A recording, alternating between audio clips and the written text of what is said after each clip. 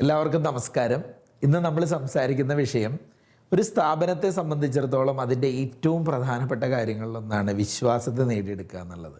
അത് സമൂഹവുമായിട്ടാണെങ്കിലും കസ്റ്റമേഴ്സുമായിട്ടാണെങ്കിലും നമ്മുടെ സ്ഥാപനത്തിലെ എംപ്ലോയീസായിട്ടാണെങ്കിലും ആരൊക്കെയായിട്ട് സഹകരിക്കുന്നോ അവരിലൊക്കെ വിശ്വാസം നേടിയെടുക്കുക എന്ന് പറയുന്ന ഒരു പ്രസ്ഥാനത്തിൻ്റെ വിജയത്തിൽ അനിവാര്യമാണ്. അത് തീർച്ചയായിട്ടും ഒരു കോമ്പറ്റീറ്റേഴ്സിനെ അപേക്ഷിച്ച് മേൽക്കൈ നേടിയെടുക്കാൻ ഒരു സ്ഥാപനത്തിനെ സഹായിക്കുന്ന പ്രക്രിയമാണ്.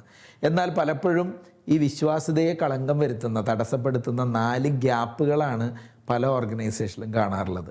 അതില്ല എന്ന് ഉറപ്പുവരുത്തേണ്ടത് ഓരോ സ്ഥാപനവും ലീഡ് ചെയ്യുന്ന ആളുകളുടെ ഉത്തരവാദിത്തമാണ്. അപ്പോൾ ആ ഗ്യാപ്പ് എന്തൊക്കെയാണെന്ന് നമുക്കൊന്ന് മനസ്സിലാക്കാം.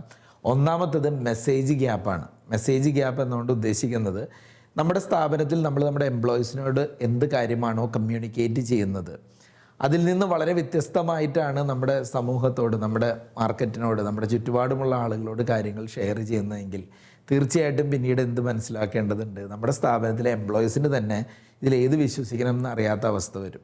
ഉദാഹരണം പറഞ്ഞാൽ നമ്മുടെ സ്ഥാപനത്തെ പറ്റിയും നമ്മുടെ സ്ഥാപനത്തിൻ്റെ പ്രവർത്തനങ്ങളെ പറ്റിയും ഒക്കെ നമ്മുടെ എംപ്ലോയീസിനോട് കമ്മ്യൂണിക്കേറ്റ് ചെയ്യേണ്ടത് എപ്പോഴും വളരെ വ്യക്തമായും വളരെ ക്ലാരിറ്റിയോടും കൂടിയായിരിക്കണം. കാരണം അവർ നമ്മുടെ ഭാഗമായി നിന്ന് തന്നെ പ്രവർത്തിക്കേണ്ട ആളുകളാണ്. അപ്പോൾ ഇല്ലാത്ത കാര്യങ്ങൾ, നടപ്പിലാവാത്ത കാര്യങ്ങളൊക്കെ കുറേ നമ്മുടെ ടീമിനോട് കമ്മ്യൂണിക്കേറ്റ് ചെയ്ത് കഴിഞ്ഞാൽ സ്വാഭാവികമായിട്ട് സംഭവിക്കുന്നത് എന്താ, മാർക്കറ്റിലുള്ളവർ വേറൊന്ന് പറയും, സ്ഥാപനത്തിലെ സ്റ്റാഫ് പിന്നീട് അയ്യോ ഇങ്ങനെയായിരുന്നോ നമുക്കറിയില്ല എന്ന് പറയുന്ന അവസ്ഥയിലേക്ക് വരും.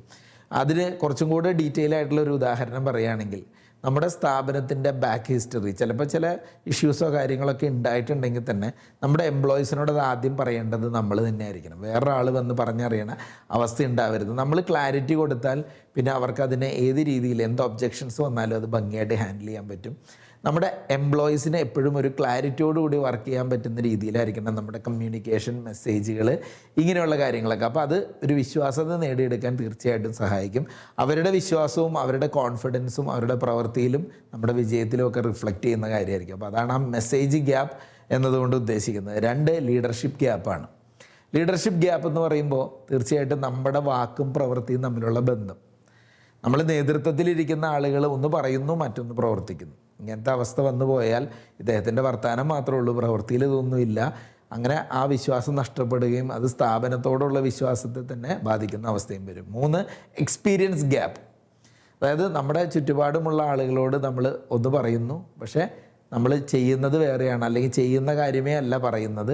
അപ്പോൾ എന്താ, നമുക്ക് എക്സ്പീരിയൻസ് ഇല്ലാത്ത കാര്യമാണ് അവിടെ കമ്മ്യൂണിക്കേറ്റ് ചെയ്യണം. ഞങ്ങൾ അങ്ങനെ ചെയ്തിരുന്നു, ഇങ്ങനെയുണ്ട്, നമുക്ക് ഇത്ര കസ്റ്റമറുണ്ട്, നമ്മൾ ഇന്ന സർവീസ് കൊടുത്തിട്ടുണ്ട് എന്നൊക്കെ പറയണം. അതൊന്നും ചെയ്തിട്ടേ ഇല്ലാത്ത കാര്യമാണെങ്കിലോ ആ എക്സ്പീരിയൻസ് നമുക്കില്ലാത്തതാണ്. അപ്പോൾ പിന്നീട് കസ്റ്റമേഴ്സിന് എന്ത് ഫീൽ ചെയ്യുന്നു വെച്ചാൽ അവരെ ഒരു ചീറ്റ് ചെയ്തതിന് തുല്യമായൊരവസ്ഥ വരും. അപ്പോൾ ഇല്ലാത്ത കാര്യങ്ങളെ, എക്സ്പീരിയൻസ് ചെയ്യാത്ത കാര്യങ്ങളെ വെച്ച് പ്രൊമോട്ട് ചെയ്യുന്നതാണ് ഈ എക്സ്പീരിയൻസ് ഗ്യാപ്പിലേക്ക് എത്തുന്നത്. 4ാമത്തെ കാര്യം എൻഗേജ്മെൻറ്റ് ഗ്യാപ്പാണ്.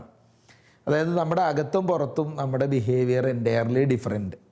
നമ്മൾ ആളുകളുടെ മുന്നിൽ പ്രത്യക്ഷപ്പെടുന്നതും നമ്മളകത്ത് ആളുകളുമായി സ്ഥാപനത്തിൽ കമ്മ്യൂണിക്കേറ്റ് ചെയ്യുന്നതും എല്ലാം വ്യത്യസ്തമാണെങ്കിലോ സ്വാഭാവികമായിട്ട് ഇതിൽ ഏതാണ് കറക്റ്റ് എന്ന് പോലും അറിയാത്ത അവസ്ഥ വരും. രണ്ടും ശരിയല്ല എന്ന് തോന്നുന്ന അവസ്ഥയിലേക്ക് എത്തും. നമുക്ക് ചില കാര്യങ്ങളിൽ, ഒരു ബിസിനസ്സിൽ പ്രത്യേകിച്ച് അത് ലീഡ് ചെയ്യുന്ന ആളുകൾ അകത്തും പുറത്തുമൊക്കെ ചില കാര്യങ്ങളെങ്കിലും എന്ത് ചെയ്യേണ്ടതുണ്ട്, തീർച്ചയായിട്ടും ഒരു കണക്ഷനിൽ വേണം സംസാരിക്കാനും പ്രവർത്തിക്കാനും ഒക്കെ. അല്ലെങ്കിൽ ആ ഒരു എൻഗേജ്മെൻറ്റ് ഗ്യാപ്പ് ആളുകൾക്കുണ്ട്. അപ്പോൾ നമ്മൾ പറയുവാണ്, മീറ്റിങ്ങിലൊക്കെ തീരുമാനം എടുക്കുമ്പോൾ നമ്മുടെ സ്ഥാപനത്തിൻ്റെ വാല്യൂ സിസ്റ്റം ഇന്നതാണ് നമ്മുടെ employee engagement strategy, employee policy എന്നൊക്കെ പറയണു. പക്ഷെ അതുമായിട്ട് ഒരു ബന്ധവുമില്ലാതെ നമ്മൾ പ്രവർത്തിക്കാൻ പോയാൽ അത് എൻഗേജ്മെൻറ്റ് ഗ്യാപ്പിലേക്ക് എത്തിച്ചേരും.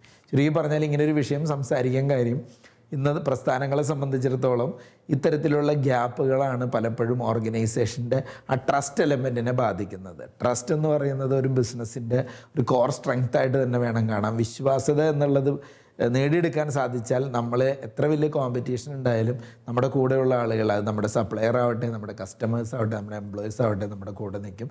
അതുകൊണ്ട് ഓരോ കമ്മ്യൂണിക്കേഷനും ഓരോ ഡിസ്കഷൻസിലും ഓപ്പൺനെസ്സും ട്രാൻസ്പെറൻസിയും ഒക്കെ കൊണ്ടുവരാൻ പരമാവധി പരിശ്രമിക്കുക. Thank you.